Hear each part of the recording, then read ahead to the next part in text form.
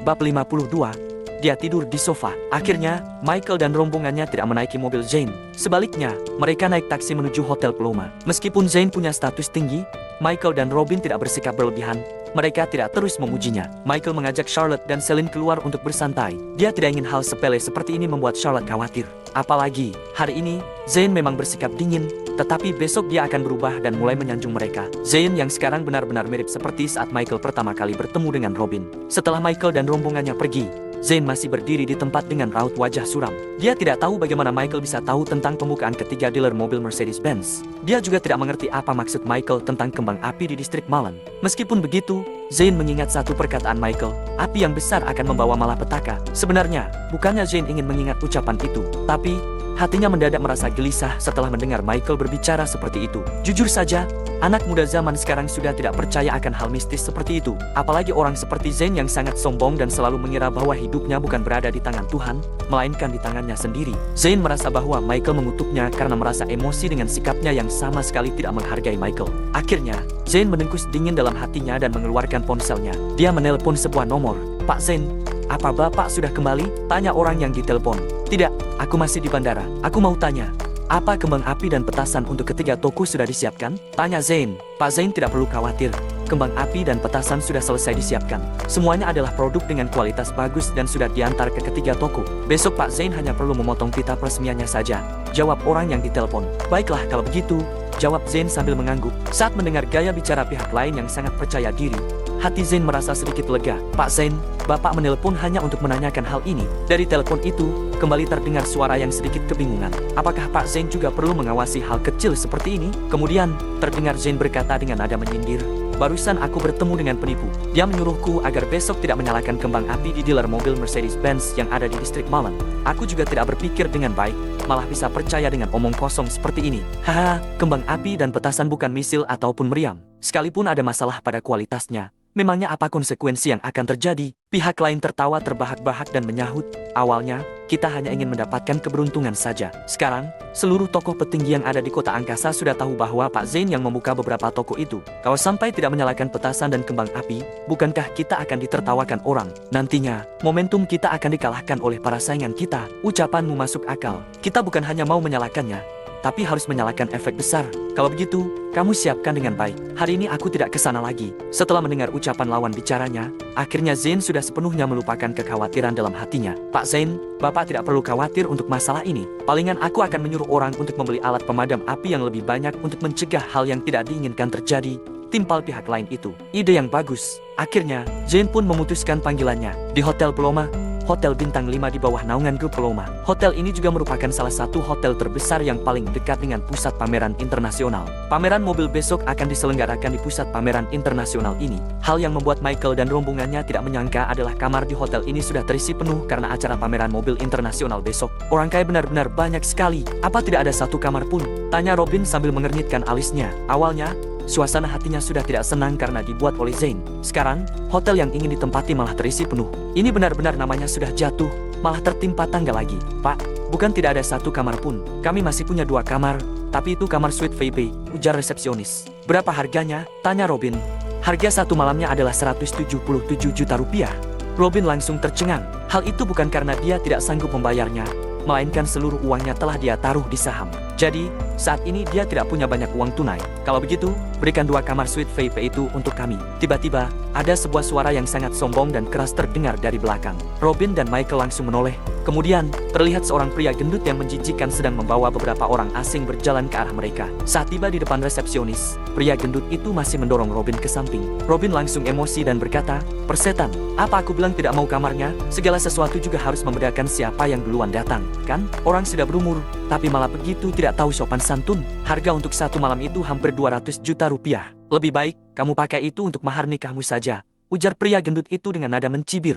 "Brengsek, Robin." Charlotte bergegas maju dan menahan Robin. Dia pun berkata, "Harga 180 juta untuk satu malam itu memang sangat mahal. Bukankah bagus kalau kita bisa menghemat uang ini? Karena hotel ini tidak ada kamar lagi. Kita coba ke hotel yang lain saja." "Kasalat, kita bukan tidak bisa bayar." Lihatlah sikap sombongnya yang menyebalkan itu. "Persetan, aku paling benci dengan orang yang hanya tahu menjilat orang asing seperti dia ini," ucap Robin. "Karena Charlotte sudah bilang begitu, kalau begitu kita pergi saja." Michael menghampiri mereka dan berkata, jalan-jalan kali ini, aku tidak mau membuat Charlotte dan Celine kesal. Jangan hal kecil seperti ini sampai memengaruhi suasana hati kita. Karena Michael sudah bicara seperti itu, Robin pun hanya bisa menahan amarahnya. Ketika akan pergi, Robin meludah ke arah pria gendut itu. Kebetulan, ludah itu jatuh di atas sepatu kulit yang mengilap milik pria gendut itu sehingga membuatnya jijik. Selanjutnya, Robin dan rombongannya berhasil menemukan sebuah wisma setelah mencari kurang lebih selama 1 jam. Hotel yang ada di sekeliling juga sudah terisi penuh. Bisa dilihat betapa menakutkannya arus orang di kota metropolitan internasional seperti ini. Harga untuk wisma itu juga tidak murah. Biasanya, harganya tidak sampai 2 juta rupiah. Tapi sekarang sudah melonjak hingga 10 juta rupiah untuk 1 malam. Selain itu, juga hanya tersisa 2 buah kamar. Meskipun begitu, Charlotte sudah merasa sangat puas melihat lingkungannya yang terbilang baik dan tampilannya yang rapi serta bersih. Setelah menemukan penginapan, mereka pun membawa Celine ke jalanan untuk jalan-jalan. Tempat ini tampak seperti siang hari dengan warung yang ada di mana-mana. Ada mainan, camilan, dan juga berbagai jenis pertunjukan jalanan. Celine yang tampak sangat bahagia hampir ingin membeli seluruh benda yang dia lihat. Awalnya, Charlotte masih bersikap tegas dengan menghentikannya. Tapi, Michael dan Robin sama sekali tidak mendengarkan Charlotte. Michael dan Robin malah bergantian membelikan benda yang Celine inginkan sehingga membuat Charlotte sangat tidak berdaya. Faktanya, saat ini Charlotte juga merasa sangat bahagia. Charlotte merasa dirinya seperti benar-benar sudah menjadi wanita yang paling bahagia di dunia ini. Saat memandang Michael dan Celine yang bermain dengan liar dari belakang, senyuman di wajah Charlotte tidak pernah memudar. Mereka pun tidak makan malam dan hanya makan camilan di jalanan sampai kenyang. Setelah kembali ke wisma, Charlotte tiba-tiba merasa kesulitan. Sekarang hanya ada 2 kamar. Lalu, bagaimana mereka akan menempati? Saat ini, Robin sedang bermain dengan Celine. Mendadak, dia merasakan ada tatapan mengancam yang sedang menatap ke arahnya. Kemudian, Robin menurunkan Celine dan merapikan pakaiannya sebentar. Setelah itu, dia berkata dengan raut wajah serius, "Kak Michael, maaf, aku tidak bisa kebiasaan untuk tidur dengan orang lain. Jadi, aku hanya bisa menempati 1 kamar." "Oh, begitu." Michael lalu memandang ke arah Charlotte dengan ekspresi tidak berdaya. Setelah merasa ragu untuk sesaat, Charlotte juga tahu bahwa dia tidak bisa mempersulit Robin. Dia pun berkata, "Robin, kamu sudah menggendong Celine seharian. Cepat pergi istirahat saja." "Terima kasih, Kak Charlotte." Robin bergegas lari ke dalam kamarnya dan tampak seolah-olah telah mendapatkan pengampunan.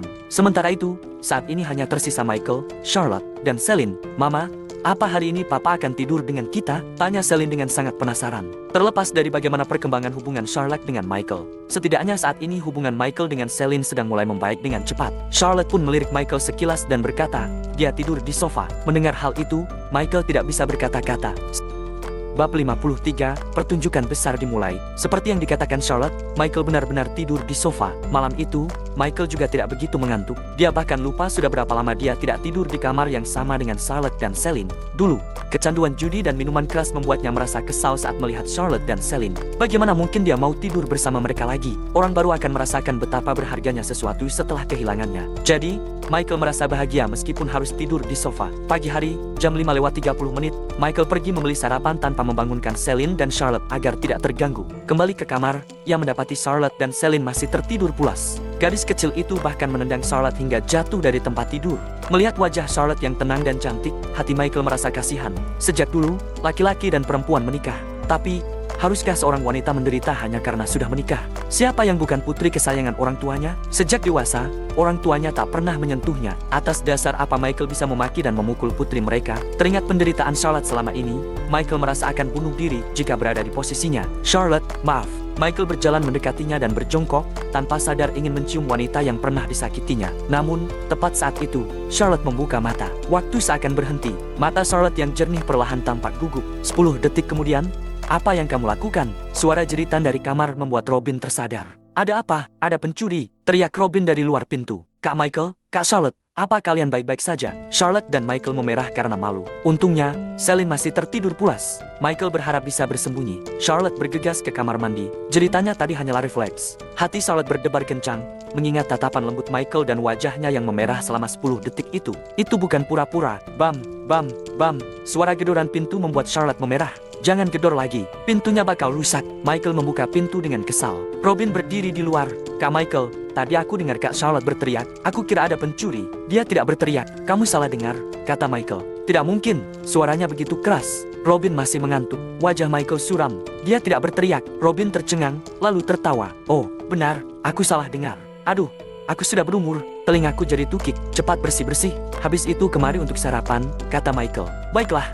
Sarapan berlangsung hening dan canggung. Robin sudah menebak apa yang terjadi. Ia memulai pembicaraan. "Kak Michael, pameran mobil mulai pukul 8. Jam berapa pertunjukan besar itu akan terjadi? Pukul 09,3, jawab Michael. Pria gendut yang berebut kamar dengan kita di Hotel Paloma kemarin itu adalah penanggung jawab untuk stand mobil Hyundai. Beberapa orang asing itu adalah para eksekutif dari grup Hyundai. Sialan, pantas saja dia begitu sombong, umpat Robin. Lalu teringat sesuatu. Kalau begitu, berarti pria gendut sialan itu hanya bisa sombong beberapa hari lagi. Michael tersenyum. Ketika pasar dibuka malam ini, pasar saham Hyundai akan anjlok. Pria gendut itu dan beberapa eksekutif asing yang dibawanya juga akan dituntut. Kurasa, dia akan melewati sisa hidupnya dengan sengsara. Apa itu karena terjadi masalah di pameran mobil kali ini? Aku memang sangat membenci pria gendut itu, tapi aku tetap merasa siasat para kapitalis yang jahat untuk mencari kambing hitam itu terlalu bejat, kata Robin. Bukan siasat mereka yang terlalu bejat, melainkan pria gendut itu yang menjadi penyebab masalah ini membesar. Orang ini sudah terbiasa bersikap sombong. Jadi, sudah sepatutnya dia mendapatkan hukuman itu. Jelas Michael. Robin tidak banyak bertanya lagi. Dia bisa melihat bagaimana akhirnya di pameran mobil nanti. Charlotte diam dan menyuapi Celine bubur. Dia sangat pandai bersikap. Baginya, dia dan Michael sudah bercerai. Meskipun penasaran, dia tidak pantas menanyakan hal seperti itu. Meskipun, Michael juga berharap dia menanyakannya. Kak Charlotte, kamu bisa berbahagia. Sebentar lagi, Kak Michael akan menjadi orang kaya, kata Robin. Charlotte tersenyum. Aku juga harus mengucapkan selamat untukmu lebih dulu. Hahaha, selamat untuk kita. Robin tertawa terbahak-bahak. Dia diam-diam terkejut dengan kepintaran Charlotte. Charlotte tidak langsung menekankan masalah perceraian mereka untuk menghindari membuat Michael malu. Robin tidak mengerti kenapa Michael bercerai dengan wanita secantik dan sepintar Charlotte. Mungkin mengejarnya kembali akan lebih seru. Pukul 08,3, mereka masuk ke lokasi pameran. Mereka sudah membeli tiket masuk di internet. Banyak pengunjung, tetapi pihak penyelenggara tetap menjual tiket dengan mudah. Mama, itu mobil apa? Papa, mobil ini lucu sekali, ada dua telinga juga. Aku mau ini, aku mau mobil warna merah muda ini. Teriakan Celine terdengar sepanjang jalan. Michael menggendongnya dan berkata sambil tersenyum, kelak, Papa akan belikan mobil kesukaan Celine. Gimana? Baik, Papa benar-benar baik. Celine mencium wajah Michael. Michael merasa sangat bahagia. Celine butuh waktu yang lama lagi baru akan dewasa, kata Charlotte. Benar juga, Michael menatap Charlotte. Celine masih butuh waktu lama untuk tumbuh dewasa. Tapi kamu sudah mengemudi selama 10 tahun, kan? Gimana kalau aku belikan mobil untukmu dulu? Aku tidak perlu, jawab Charlotte refleks. Lihat, ya, kamu lebih sering mengurus Celine. Kalau cuaca sejuk, mungkin tidak apa-apa. Tapi, kalau keluar saat cuaca panas atau hujan deras, tubuhnya yang kecil ini pasti tidak akan sanggup. Jadi, tetap harus beli satu mobil, kata Michael serius. Sebelum Charlotte berbicara, Robin berteriak, Kak Michael, kamu salah. Mungkin saja sebelum musim hujan tiba, Kak Charlotte sudah berubah pikiran. Nantinya, tugas mengemudi ini akan menjadi milikmu. Asal bicara saja, Charlotte memelototi Robin. Karena kamu sudah menghasilkan uang, kamu memang harus membeli sebuah mobil. Entah itu mahal atau murah. Setidaknya kamu akan merasa nyaman saat keluar. Apa kamu sedang memikirkanku? Michael sangat gembira. Dia mengira Charlotte akan mengelak. Charlotte hanya memalingkan wajah.